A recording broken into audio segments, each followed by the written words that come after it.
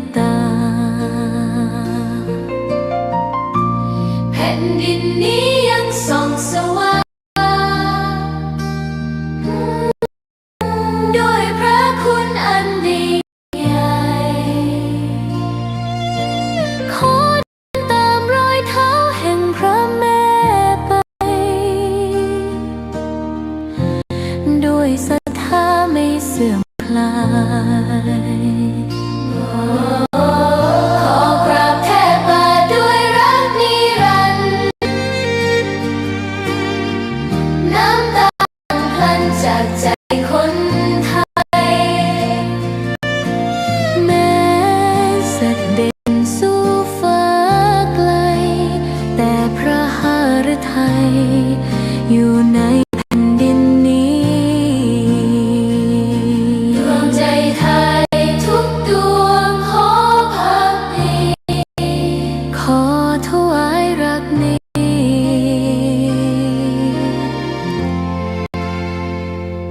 นิรันดร์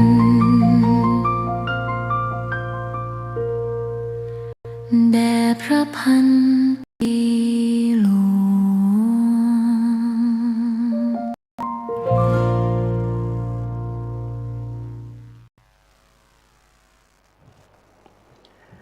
ขอ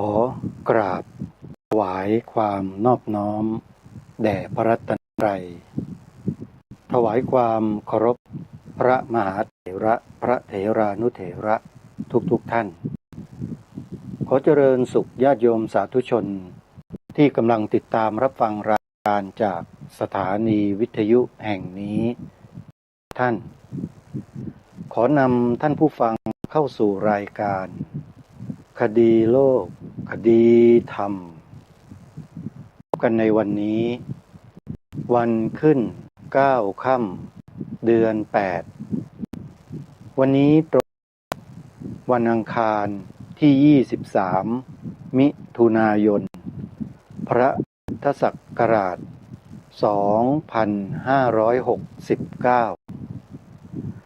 รายการคดีโลกคดีธรรมมีให้ท่านผู้ฟังติดตามรับฟังกันเป็นประจำทุกวันทางสถานีวิทยุพระพุทธศาสนาแห่งชาติคลื่นต่างๆท่านสามารถติดตามรับฟังรายการนี้ผ่านทาง YouTube ผ่านทางแอปพลิเคชันวิทยุพุทธศาสนาทั่วไทยได้ทาง YouTube ท่านพิมพ์ชื่อรายการลงไปแล้วค้นหาคลิปการคดีโลกคดีธรรมก็จะขึ้นมาปรากฏให้ท่านเลือกรับฟังได้หลายตอนหลายเวลาจึงขอฝากสาธุชนได้ช่วยกันแนะนำบอกต่อให้ผู้อื่นติดตามรับฟังรายการคดีโลกคดีธรรมเพื่อประโยชน์ของส่วนรวมซึ่งทางรายการเน้นให้พวกเราช่วยกันคงรักษาประโยชน์ของส่วนรวมประเทศชาติพระพุทธศาสนาพระมหากษัตริย์ของเราอันเป็นสถาบันหลัก3สถาบันสูงสุดของชาติกำหนดไว้วันนี้ทางรายการขอเริ่มต้นข่าวประชาสัมพันธ์งานบุญที่กำลังจะเกิดมีขึ้นในวันพรุ่งนี้เป็นวันแรกญาติโยมสาธุชนที่เป็นเครือข่ายสายงานการศึกษาพระอภิธรรมก็คงจะทราบข้อมูลนี้บ้างแล้วงานนี้เขาใช้ชื่อว่างานปฏิบัติธรรมทางแห่งความพ้นทุกข์การจัดคอร์สอบรมวิปัสสนากรรมฐานคอร์สสติปัฏฐาน4รุ่นที่10ณวัดป่าชัยมงคลอำเภอลำปลายมาศจังหวัดบุรีรัมย์ระหว่างวันที่24ถึง30มิถุนายนศกนี้งานนี้อาจารย์อำนวยพร ขอน้อมเจตนากุศลที่ได้นำพาผู้คนได้เข้าสู่เส้นทางแห่งสัมมาปฏิบัติได้ยังกุศลธรรมอันเป็นทางดำเนินไปสู่สัมมาสัมโพธิญาณขององค์สมเด็จพระสัมมาสัมพุทธเจ้ากิจกรรมมหากุศลพิเศษในงานนี้ก็คือพิธีอัญเชิญพระพุทธไตรรัตนญาณพระหยกเขียวประธานและพระสัมพุทธประธานพรขึ้นประดิษฐานณศาลพระบรมธาตุเจดีย์วัดป่าชัยมงคลขอเชิญทุกท่าน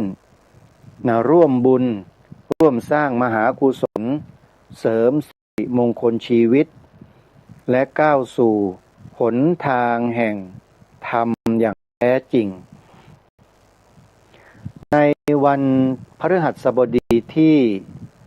25มิถุนายนอันนี้เป็นกำหนดการนะท่านผู้ฟัง25มิถุนายนพระพุทธศักราช2569เวลา6:30 นาทีถวายภัตตาหารเช้าเสร็จแล้วเวลา7 นาฬิกาเป็นพิธีบวงสรวง8:30 นาทีพิธีอัญเชิญพระประธานขึ้นประดิษฐาน9:09 นาทีพิธีอัญเชิญพระประธานขึ้นสุฐานประดิษฐานแล้วก็ถวายภัตตาหารเพลตลอดทั้งคอร์สเน้นการปฏิบัติภาวนาเจริญสติพัฒนาปัญญาเพื่อความพ้นทุกข์กิจกรรมนี้ในเนื้อหาท่านได้กำหนดเอาไว้บอกว่าเหมาะสำหรับผู้ที่ ขออภัยเหมาะสำหรับผู้ที่ต้องการฝึกสติและเจริญปัญญาเหมาะสำหรับผู้ที่ต้องการเข้าใจธรรมะอย่างลึกซึ้งเหมาะสำหรับผู้ที่ต้องการหาทางพ้นทุกข์อย่างยั่งยืนเหมาะสำหรับ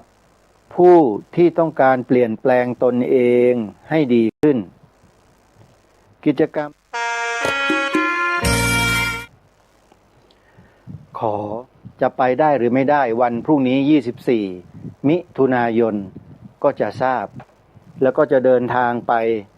ในวันที่น่าจะเป็น25ไปแต่เช้าเลยอาจจะไปฉันเพลที่นู่นก็ได้ไม่แน่นะเดี๋ยวต้องดูก่อนนะอันนี้ก็จึงบอกถึงกิจกรรมเร่งด่วนกับญาติโยมได้ทราบนะโยมนะในใบประกาศประชาสัมพันธ์นี้เนี่ยท่านไม่ได้ให้หมายเลขโทรศัพท์เอาไว้นะโยมนะใครที่สนใจจะติดต่อหาข้อมูลได้ก็เข้าไปนี่ที่เพจ Facebook ของวัดป่าชัยมงคลได้เลยรายละเอียดก็น่าจะอยู่ในเพจใน Facebook นั่นแหละก็ขอแจ้งให้กับทุกท่านได้ทราบอันนี้ก็งานแรกในการประชาสัมพันธ์แจ้งญาติโยมได้ทราบในเบื้องต้นส่วนงานสร้างศาลาปฏิบัติธรรมของสวนป่าสามัคคีธรรมนั้นเดี๋ยวเอาไว้อันสุดท้ายนะประชาสัมพันธ์ให้ครูบาอาจารย์ท่านก่อนโยมใครที่จะทำบุญสร้างศาลาปฏิบัติธรรมสวนป่าสามัคคีธรรมนะโยมเตรียมปากกากระดาษจดตัวเลขบัญชีจดเบอร์พร้อมเพย์เป็นเบอร์ของอาตมาไว้ด้วยนะเตรียมกับกระดาษปากกาไว้นะทีนี้ข่าวประชาสัมพันธ์อีก2ข่าวซึ่งเป็นงานต่อเนื่องติดต่อกันเลยแล้วอยู่ในจังหวัดเดียวกันด้วยแต่ต่างอำเภอกันเท่านั้นเองงานนี้คือ 1. งานปฏิบัติธรรมอยู่ปริวาสกรรมวัดศรีอุดมวงศ์ตำบลศรีสงครามอำเภอวังสะพุงจังหวัดเลยในระหว่างวันที่15ถึง24กรกฎาคมเดือนหน้าบอกตั้งแต่เดือนนี้เลยเพราะว่าใกล้งานแล้วโยมอีกไม่กี่วันข้างหน้านี้แล้ว กิจกรรมก็จะได้เริ่มอย่างเป็นทางการ ในช่วงนี้ถ้าหากญาติโยมท่านใดจะร่วมทำบุญกับวัดป่าวัดศรีอุดมวงศ์เพื่อเป็นการสมทบกองทุนจัดเตรียมงานปริวาสกรรมให้กับทางวัดให้ติดต่อสอบถามรายละเอียดเจ้าอาวาสวัดศรีอุดมวงศ์โดยตรงนะโยมนะที่หมายเลขโทรศัพท์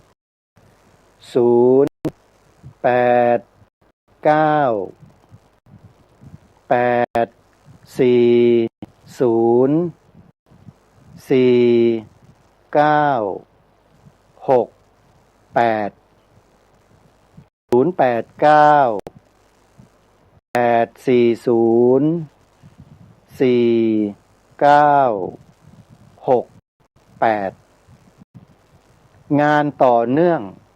จากวัดศรีอุดมวงศ์ก็คืองานทำบุญครบ100 วันการจากไปของพระครูจริยสารธรรมอดีตเจ้าคณะอำเภอนาด้วงอดีตเจ้าอาวาสวัดป่าจริยธรรมตำบลนาดอกคำอำเภอนาด้วงจังหวัดเลยในระหว่างวันที่25ถึง26กรกฎาคม25-26กรกฎาคมนะโยมที่วัดป่าจริยธรรม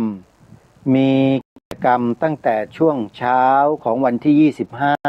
25มีการทำบุญมีการแสดงพระธรรมเทศนามีการบรรยายให้ความรู้มีคอร์สปฏิบัติภาวนาด้วยสวดมนต์ไหว้พระเป็นบุญเป็นกุศลตลอดทั้งงานตกกลางคืนมีการแสดงธรรมสอดแจ้งจนถึงรุ่งเช้างานนี้น้องชายของท่านพระครูจริยสารธรรมคือคุณเกรียงไกรเป็นแม่งานหลักเชิญชวนญาติโยมสาธุชนร่วมกันบำเพ็ญกุศลทำบุญเพื่ออุทิศถวายให้กับพระครูจริยสารธรรมในวันครบ100 วันการจากไปของท่านที่วัดป่าจริยธรรมนะโยมนะไปกันตั้งแต่25กรกฎาคมเลยแล้วเราไปค้างคืนกัน1 คืนรุ่งเช้าก็จะทำบุญตักบาตรถวายภัตตาหารเช้าแด่พระสงฆ์ช่วงกลางวันก็จะมีการทำบุญถวายภัตตาหารเพลกับพระสงฆ์เป็นการทำบุญทักษิณานุประทานอุทิศถวายแด่พระครูจริยสารธรรมร่วมกันนะโยมนะใครที่อยู่ในต่างจังหวัดที่ติดตามรับฟังธรรมะผ่านแอปพลิเคชันวิทยุศาสนาทั่วไทยขอให้ญาติโยมได้โปรดทราบไว้นิดหนึ่งว่าแอปพลิเคชันวิทยุพุทธศาสนาทั่วไทยที่ญาติโยมสดับรับฟังกันอยู่ในปัจจุบันนี้เกิดขึ้นจากน้ำพักน้ำแรงของท่านพระครูจริยสารธรรมรูปนี้ที่เราจะทำบุญอุทิศถวายแด่ท่านครบ100 วันของการจากไปนี่แหละท่านเป็นผู้พัฒนาและสร้างแอปพลิเคชันนี้ขึ้นมาเพราะฉะนั้นเมื่อถึงโอกาสที่เราจะทำบุญแทนคุณท่านขอให้ญาติโยมอย่าเพิกเฉยนะโยมช่วยกันทำบุญเพื่อเป็นการตอบแทนครูบาอาจารย์ท่านใครที่จะมีส่วนร่วมทำบุญดังกล่าวติดต่อไปที่วัดป่าจริยธรรมได้เลยโยมเข้าไปดูรายละเอียดใน Facebook พิมพ์คำว่าวัดป่าจริยธรรม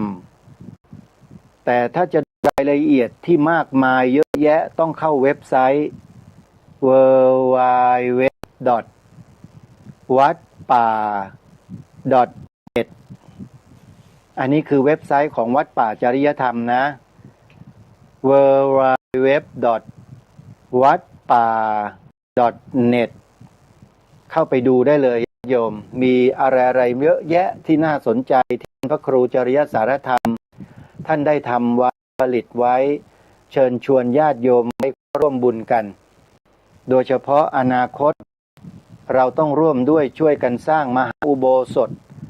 เพื่อที่จะสานต่อปณิธานของท่านเนี่ยให้แล้วเสร็จอย่าเพิ่งตายกันก่อนนะโยมพูดกันตรงๆเลยอย่ารีบตายกันไปไหนนะก่อนตายก็ทำบุญสร้างอุโบสถมหาอุโบสถเนี่ยให้เสร็จกันก่อนดีไหมโยมว่าดีไหมล่ะช่วยกันโยมอันเงินทองลาภยศหาไปไม่ได้แน่เว้นไว้แต่ต้นทุนบุญกุศลแม้ร่างกายสวยสดงดงามที่เรียกว่าเป็นตัวเป็นตนเมื่อมันหมดบุญหมดกุศลเขาก็เอาไปเผาไฟญาติโยมตายทุกคนไม่มีเหลือแล้วไม่เอาอะไรไปไม่ได้สักอย่างสร้างมหาอุโบสถจะให้แล้วเสร็จค่อยไปนะโยมอย่ารีบไปกันเด้อนะอาตมาภาพจะเป็นผู้ประชาสัมพันธ์เชิญญาติโยมอยู่อย่างนี้เรื่อยไปนั่นแหละอาตมายังไม่ตายหรอกโยมตายไม่ได้เพราะว่าบ้านเมืองเรายังไม่ปลอดภัยยังมีเสี้ยนหนามตามตีนอยู่ขออภัยนะที่พูดภาษาไทยนะ ประเทศไทยเรายังมีเสี้ยนหนามอยู่เยอะโยมจะต้องขจัดเสี้ยนหนามเหล่านี้ให้มันผุพังไปก่อนอย่าให้มันมีฤทธิ์มีเดชมาทิ่มแทงประเทศชาติบ้านเมืองของเราอยู่นะรายการคดีโลกคดีธรรมก็มาเปิดโปงมาบอกว่าเสี้ยนหนามมันมีลักษณะอย่างนี้นะมันตำประเทศไทยเราตรงนี้แหมมันตำถึงธงชาตินะไอ้พวกเนี้ยมันร้ายนะไม่เป็นไรมันตำได้ตำไปเราก็ทำธงชาติของเราให้แข็งสิโยมทุกวันเนี้ยมันอ่อนก็เพราะเราถูกล้างสมองแบบผิดไงสอนให้เราแปลความหมายธงชาติ3 สีเหมือนเด็กอนุบาลกันอยู่นั่นแหละยังไม่ยอมเลิกเป็นเด็กอนุบาลกันเลยพวกเราเนี่ยถามที่ไหนถามเมื่อก็ตอบเหมือนกับเด็กอนุบาลกันเหมือนเดิมสีขาวหมายถึงศาสนาสีน้ำเงินหมายถึงพระมหากษัตริย์สีแดงหมายถึงชาติสรุปแล้วก็คือชาติศาสนาพระมหากษัตริย์เหมือนเด็กอนุบาลเลยอ่ะตอบกันอยู่แค่เนี้ยคือสีแดงกับสีน้ำเงินเนี่ยอาตมายกไว้นะอาตมายกไว้เลยเพราะว่าแปลอย่างนั้นแหละชาติรู้กันอยู่มันไม่ใช่ชาติเขมรแน่พระมหากษัตริย์แน่นอนบ้านเมืองราชอาณาจักรอันหนึ่งอันเดียวจะแบ่งแยกไม่ได้ราชอาณาจักรของพระราชาชื่อบอกอยู่แล้วรัฐธรรมนูญมาตรา1โยมใครก็เถียงไม่ได้นะนี่เพราะนั้นสีแดงกับสีน้ำเงินยกไว้เลยเป็นที่เข้าใจกันชัดเจนแต่สีขาวในธงชาติเนี่ยแหมพูดแล้วมันเจ็บใจเดี๋ยวพูดหมดเวลาอีกแล้วอาตมาเนี่ยเห็นแค่นี้นะเพิ่งจะ20 นาทีเนี่ยอาตมานี่พูดไม่หยุดนะโยมเรื่องนี้เอาสั้นๆแล้วกันเดี๋ยวไปพูดข่าวงานบุญกันต่อคือเสี้ยนหนามตำประเทศเราอยู่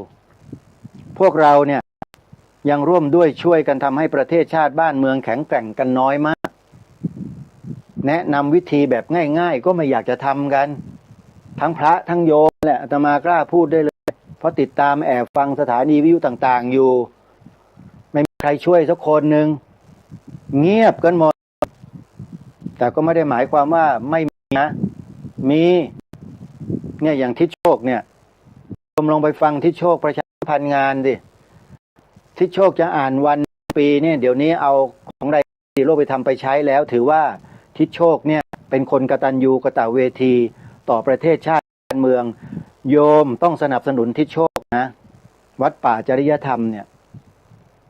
โชคอ่านวันเดือนปียังไงรู้ไหมสมมุติวันนี้ใช่ไหมวันอังคารที่23 มิถุนายนพระพุทธศักราช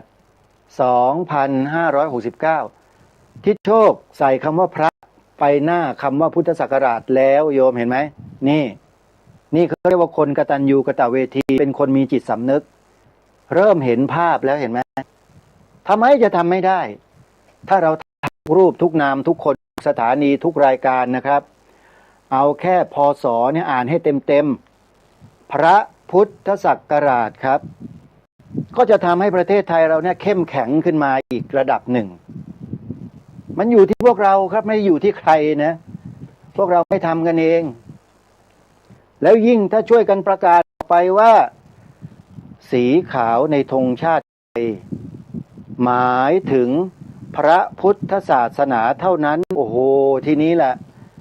แข็งเป็นแกรนิตเลยทีเนี้ยเข็มเข็มหนามเหนิมอะไรที่มันยอกมันตำอยู่นี่เละหมดเลยไม่มีเหลือสักอันหนึ่งเลยถ้าเราช่วยกันกล่าวประโยคนี้นะสอนลูกบอกหลานลูกหลานด้วยแกไปโรงเรียนเคารพธงชาติหรือเปล่าแกรู้ไหมว่าสีขาวสีแดงสีน้ำเงินหมายถึงอะไรมั่งอ่ะโยมฟังเด็กมันตอบนะพอเด็กตอบเสร็จแล้วตอบแบบอนุบาลน่ะเราก็ถามต่อเลยว่าสีขาวที่ว่าศาสนาหมายถึงศาสนาอะไรนะไอ้หนูครูเขาสอนแกไหมเนี่ยถามอย่างนี้เป็นการตรวจสอบครูโดยโรงเรียนที่โรงเรียนด้วยนะว่าล้างสมองเด็กยังไงเข้าใจไหมเนี่ยโยมอาตมาทำงานเนี่ยมันวิเคราะห์ทำการวิเคราะห์มาแล้วสังคมเราเนี่ยมันถูกบ่มเพาะในสิ่งที่มันผิด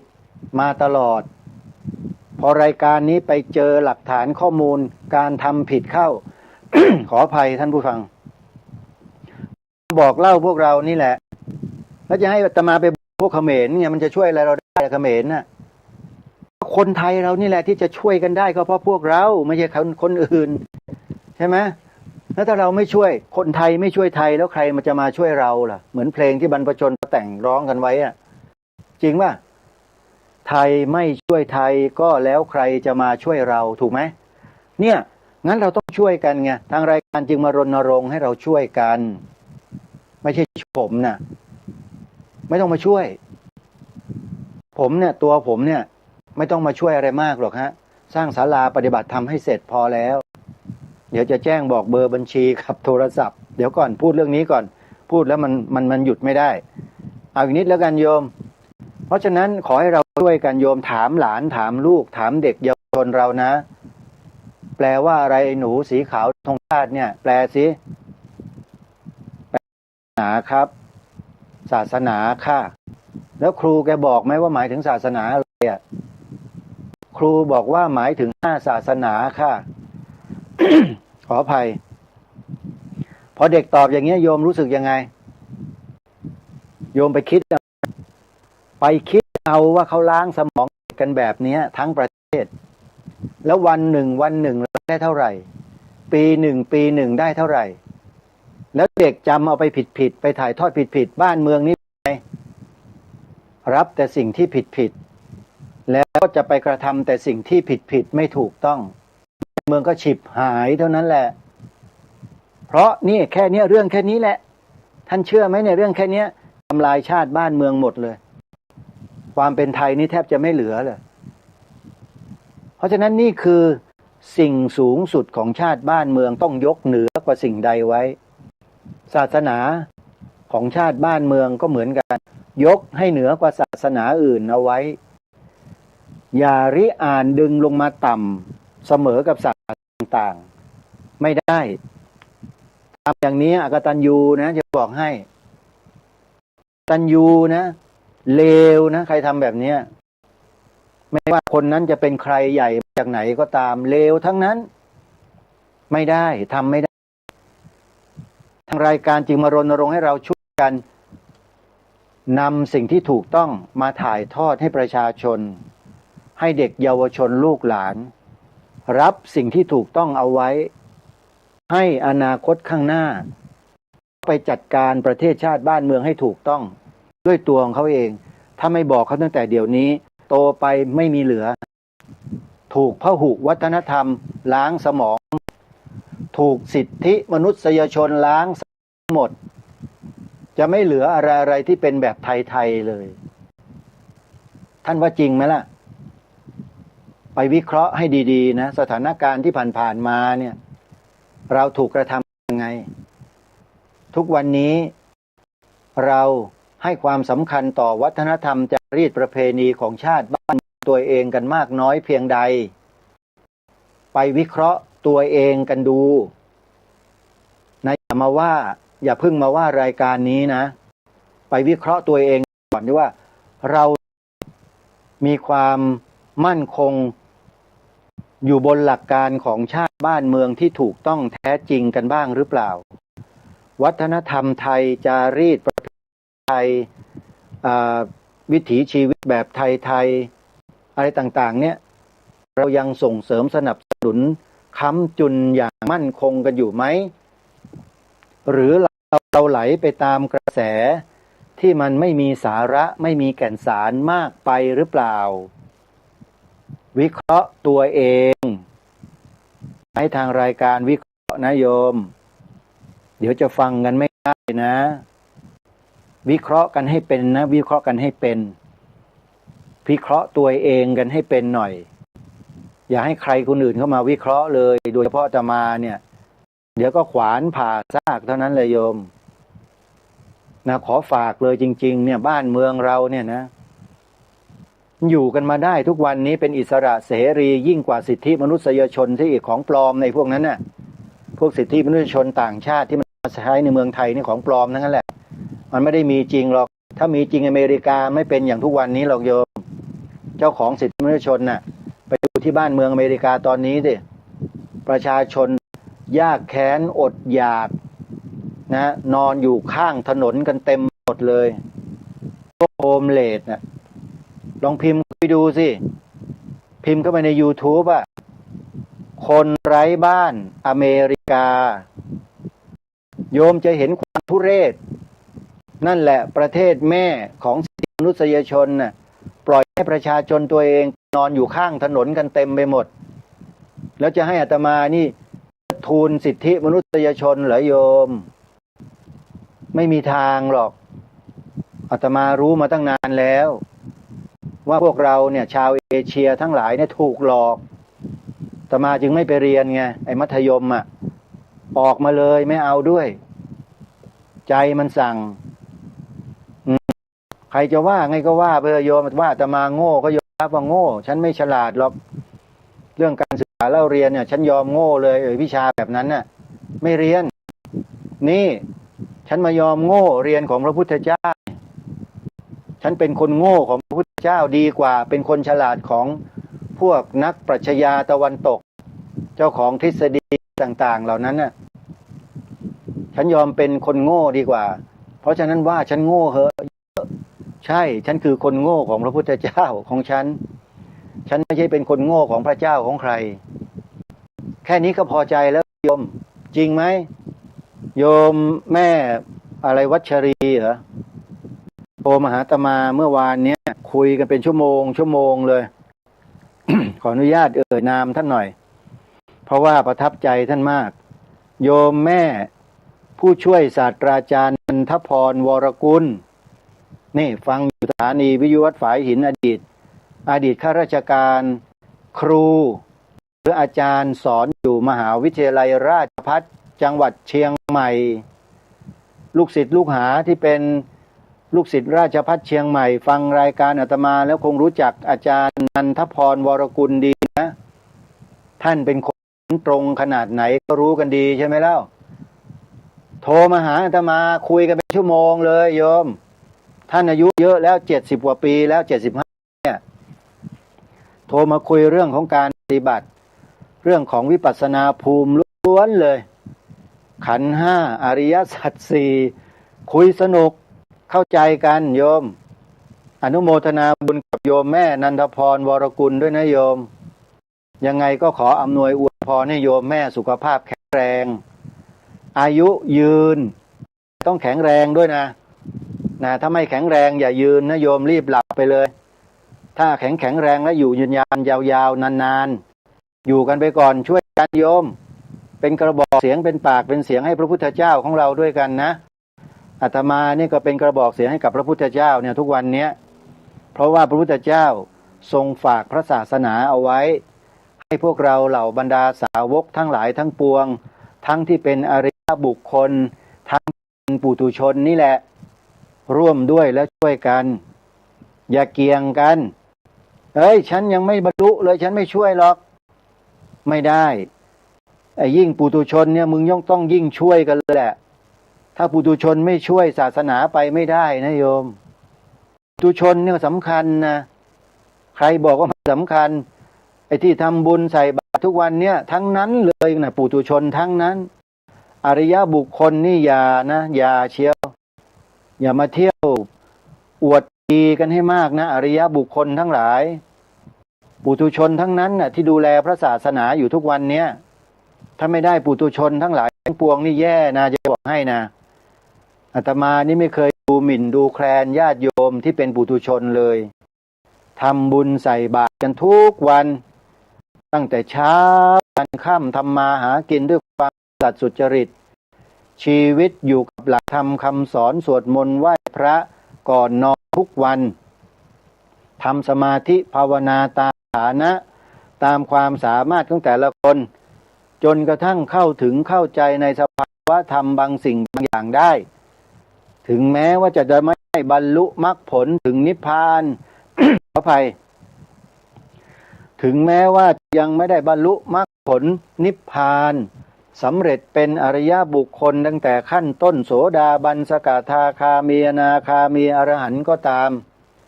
เป็นปุถุชนก็สามารถสร้างบุญกุศลบารมีได้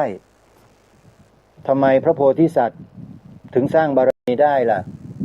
ทั้งที่เป็นปุถุชนด้วยก็เพราะท่านตั้งปณิธานไว้ไงตั้งปณิธานไว้ในใจแล้วก็กล่าวแล้วก็ท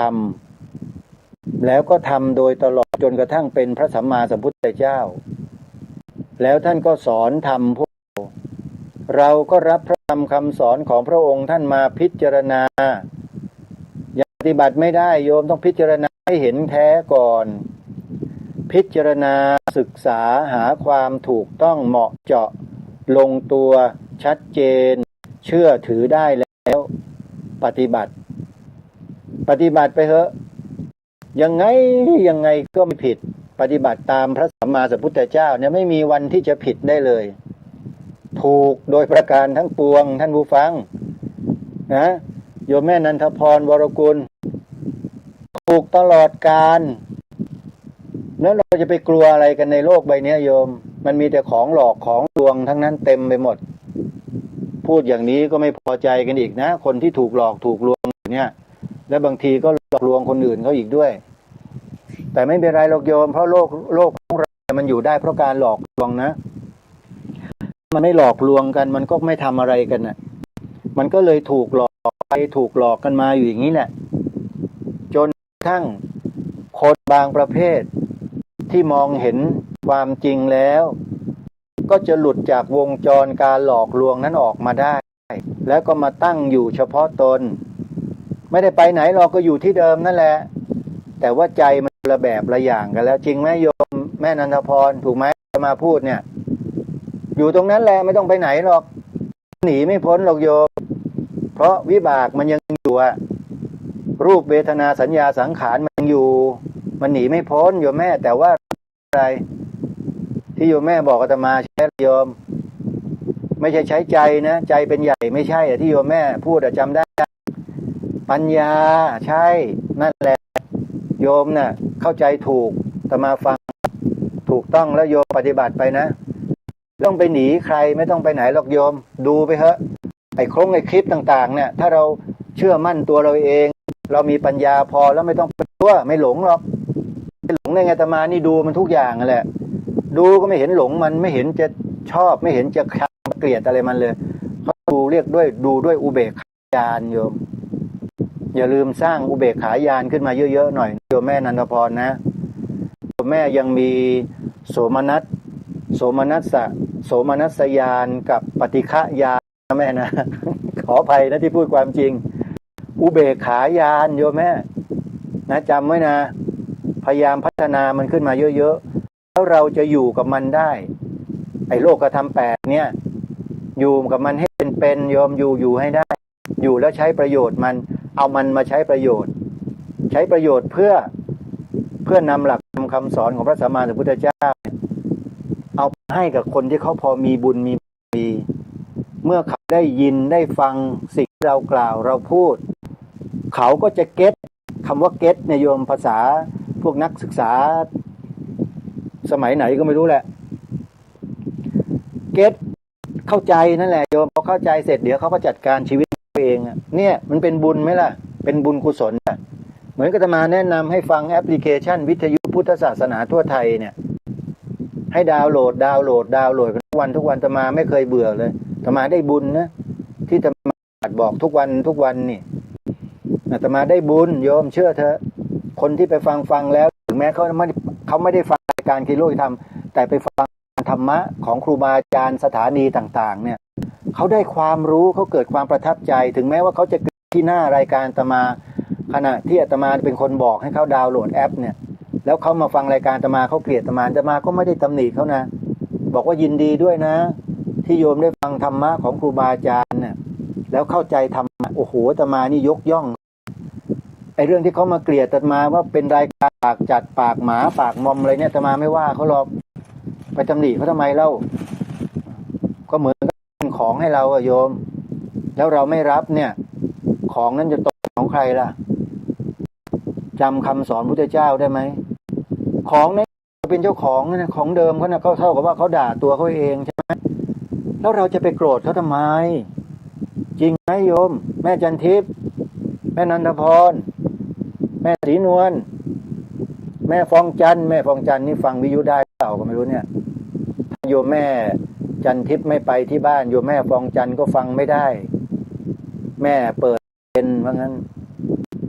น่าสงสารคนแก่ในบ้านเมืองไทยเราเนาะไอ้ลูกหลานก็ไปดาวน์โหลดเกมเล่นกันจังเลยเล่นแต่เกมกันจนสมองมันจะเน่าหมดแล้วยายย่าปู่ย่าตายายจะฟังธรรมะจะดาวน์โหลดแอปพลิเคชันก็โหลดไม่เป็นไอ้ลูกหลานก็ติดแต่เกมกันอยู่อย่างนั้นแหละพอย่ายายบอกให้ดาวน์โหลดมันบอกว่าคล่ำครึโอ้ยไดโนเสาร์เต่าล้านเขาเลิกฟังกันแล้วธรรมะนี่ไอเด็กสมัยนี้โยมรุ่นนี้ปัจจุบันมันเป็นอย่างนี้แหละไม่โกรธเราก็จะมาไปโกรธมาทำไมก็เดี๋ยวมันก็เห็นผลเองแหละนะไม่ต้องไปทำอะไรเราคนพวกนี้กระทำไม่ดีต่อชาติบ้านเมืองนี่ยิ่งหนักเลยโดยเฉพาะทำต่อพระพุทธศาสนาเนี่ยโอ้โหยิ่งซะกว่าอะไรซะอีกนะไปเบือนสีขาวธงชาติหาว่าสีขาวมาหมายถึงอย่างโน้นอย่างนี้อย่างนั้นจะปกปิดไม่ให้หมายถึงพระพุทธศาสนาทำกันไปได้คนพวกนี้จะบอกว่าเลวก็หาว่าจะมาพูดคำหยาบอีกไม่พูดก็ได้โยมก็รับกันไม่ได้สักทีนึงเป็นคนที่แย่มากใช้ไม่ได้เลยพูดอย่างนี้เนาะนะมาพูดเลวโยมไม่ค่อยชอบอาตมาฟังกันไม่ได้ขอเข้ามาด้วยนะโยมอาตมาไม่ได้ตั้งใจหรอกมันเป็นอย่างเงี้ยมานานแล้วนะเอาละท่านสาธุชนพอสมควรเนาะทักทายกันกับญาติโยมด้วยก็อย่าลืมงานบุญแล้วกันโยมงานบุญใครที่ฟังแอปพลิเคชันรายการนี้อยู่ทางอีสานใต้นะโยมนะ24-25เนี่ยมีงานเขาเปิดงานปฏิบัติวิปัสสนากรรมฐานแล้วก็มีการยกพระพุทธรูปหยกเขียวประดิษฐานบนมหาเจดีย์มหาธาตุเจดีย์ด้วยที่วัดป่าชัยมงคลอำเภอลำปลายมาศจังหวัดบุรีรัมย์ถนนเส้นนี้ถ้าวิ่งจากทางหลวงหมายเลข24ผ่านเข้ามาทางอำเภอนางรองซ้ายไปทางอำเภอลำปลายมาศโยมจะได้มีโอกาสแวะวัดอะไรที่สร้างวิหารปราสาทหินใหญ่ๆนะโยมภูม่านฟ้าวัดม่านฟ้านั่นแหละวัดภูม่านฟ้าเนาะโยมจะได้แวะด้วยถ้าไปวัดป่าชัยมงคลจากทางนี้นะจะผ่านวัดภูม่านฟ้าของหลวงพ่อแดงเนี่ยจะมาไปมา 2-3 ครั้งแล้วนะท่านก็รับท่านก็ยินดีมากอาตมาก็นะเคารพในปณิธานของท่านบอกว่าอุบัติขึ้นมาเพื่อจะมาสร้างปราสาทอันยิ่งใหญ่กว่านครวัดนครธมของเขมร ใหญ่กว่าเยอะใหญ่กว่าหลายเท่าเลยโยมใครที่ไม่เคยไปดูไม่เคยไปเที่ยวนี่ไปงานวัดป่าชัยมงคลที่ลำปลายมาศนี่วัดป่าชัยมงคลอำเภอลำปลายมาศบุรีรัมย์แล้ววิ่งผ่านวัดภูม่านฟ้าแล้วแวะเลยโยมพอแวะไปดูไปถ่ายรูปอะไรเสร็จก็ไปงานที่วัดป่าชัยมงคลของท่านพระครูสมุทรต่อกันเลยนะวันที่24นะโยมเดินทางไปเลยวันที่24แล้วไปค้างคืนที่วัดป่าชัยมงคลโอ้ยที่พักเยอะไม่ต้องกลัวโยมอาจารย์พระครูสมุทรเทวีมีญาติโยมที่มีฐานะเยอะช่วยสร้างวัดสร้างวาใหญ่โตมโหฬารเลยแต่มาดูในภาพนะแต่ยังไม่เคยไปท่านก็นิมนต์แล้วนิมนต์อีกก็ยังไม่ได้ไปสักทีหนึ่งเดี๋ยวได้ไปแน่ไม่ต้องห่วงหรอกยังไม่ถึงเวลาเพราะว่าเทวดาเขาบอกว่ารอก่อนพอไปแล้วน่าจะมีอะไรสักอย่างหนึ่งแหละนะที่นี่นะเดี๋ยวอาตมาจะไปญาติโยมอย่าลืมนะใครที่ฟังรายการอยู่ที่อีสานใต้เนี่ยไม่ว่าจะอยู่บนราชธานีศรีสะเกษบุรีรัมย์สุรินทร์หรือ101หรือว่ามหาสารคามไปเที่ยวโคราชก็ได้นะวัดป่าชัยมงคลที่ลำปลายมาศเขามีงานใหญ่นะวันที่24แล้วก็งานหลักก็อยู่วันที่25ตั้งแต่เช้าเลยจะมีพิธีบวงสรวงนะบวงสรวงเสร็จก็จะมีการเจริญชัยมงคลคาถาเจริญพระพุทธมนต์ฉันพระทหารเพลต่างๆตามลำดับนะสนใจก็ไปดูในเพจ Facebook ของวัดป่าชัยมงคลได้เลยเสร็จแล้วเดือนหน้ากรกฎาคมนี่งานสำคัญนี่ไม่ไปกันไม่ได้นะพวกเราชาววิทยุพระพุทธศาสนาทั้งหลายที่เราได้ฟังธรรมะผ่านแอปพลิเคชันได้นี่ก็เพราะครูบาอาจารย์เหล่านี้แหละที่อยู่ในจังหวัดเลยทั้งนั้นนะต้องยกให้จังหวัดเลยเขาโยมงานปริวาสกรรมปฏิบัติธรรมวันที่15ถึง24กรกฎาคมที่วัดศรีอุดมวงศ์ตำบลศรีสงครามอำเภอวังสะพุงจังหวัดเลยจัดงาน10วันโยม10วันอย่าลืมไปร่วมเป็นเจ้าภาพถวายภัตตาหารเช้าภัตตาหารเพลแด่พระคุณเจ้าที่มาอยู่ปริวาสกรรมด้วยนะแล้วก็ญาติโยมนุ่งขาวห่มขาวบวชเนกขัมมะเจริญตะภาวนาท่านก็มาปฏิบัติสร้างบารมีด้วยโยมก็รับเป็นเจ้าภาพภัตตาหารเช้าภัตตาหารเพลไปร่วมงานด้วยก็ได้นะโยมนะโดยเฉพาะวันสุดท้าย23กรกฎาคมเทศสอดแจ้งแม่วัดศรีอุดมบุญนี่เป็นต้นตำรับเทศสอดแจ้งเลยนะโยมต้องยอมเลย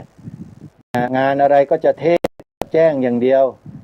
ท่านสร้างบารมีโยมทราบเหรอพระครูดมวรานุวัฒน์เนี่ยสร้างบารมีอยู่นั่นน่ะโยมก็ไปช่วยกันนะเอาบุญกันครูบาอาจารย์ที่ทำงานทำหน้าที่กันแบบนี้โยมสนับสนุนเข้าไปโยมไม่ต้องกังวลหรอกโยมได้บุญแน่นอนโยมหรือว่าโยมจะไปทำบุญกับพระนั่งนอนไม่ทำอะไรเลยงั้นว่าโยมแล้วแต่นะแต่ไม่ได้ห้ามนะก็โยมพิจารณาเอาสำหรับอาตมาแล้วพระที่ทำงานนี่ต้องไปช่วยนะต้องช่วยกัน15ถึง24กรกฎาคมวัดศรีอุดมวงศ์นะและต่อจากวัดศรีอุดมวงศ์25 26นี่สำคัญงานทำบุญครบ100วันพระครูจริยสารธรรมอดีตเจ้าคณะอำเภอนาด้วงอดีตเจ้าอาวาสวัดป่าจริยธรรมตำบลนาดอกคำอำเภอนาด้วงจังหวัดเลยท่านมรณภาพครบ100วันในวันที่26กรกฎาคมครบ100วัน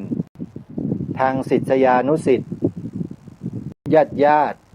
นะแล้วก็เพื่อนสหธรรมิกลูกศิษย์ลูกหา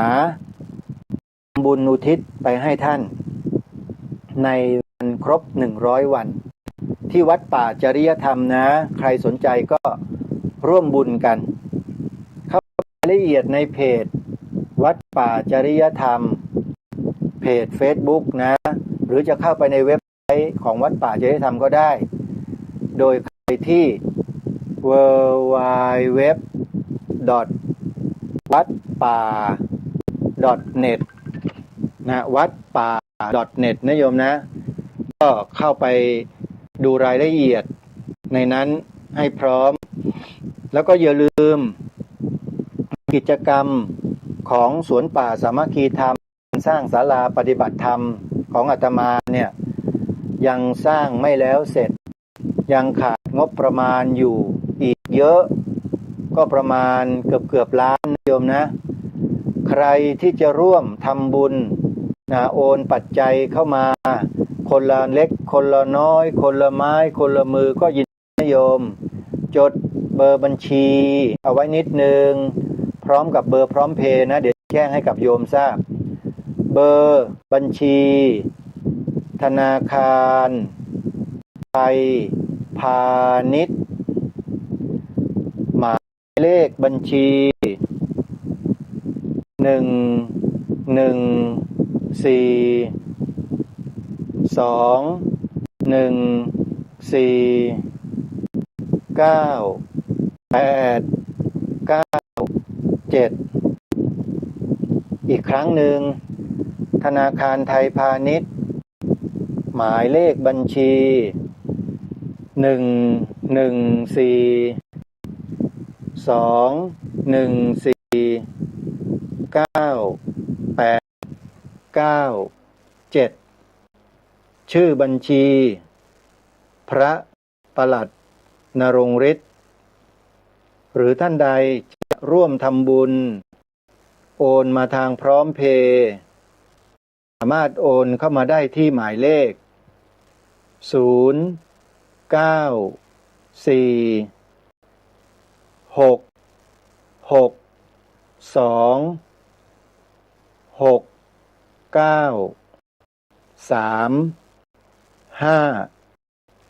อีกครั้งหนึ่งนะโยมทวน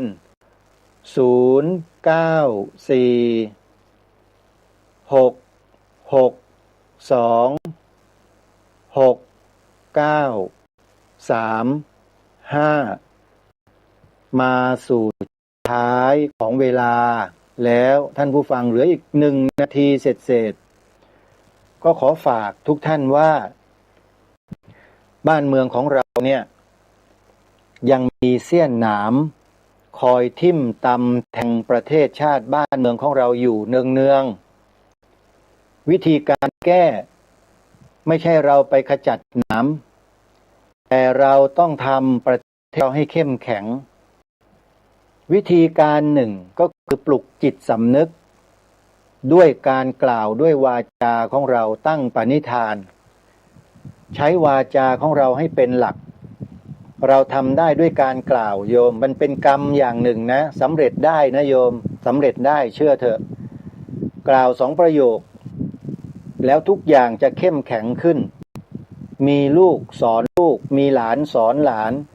ฝังลงไปในหัวของเขาเลยว่าพระพุทธศาสนาเป็นศาสนาประจำชาติไทยของเรา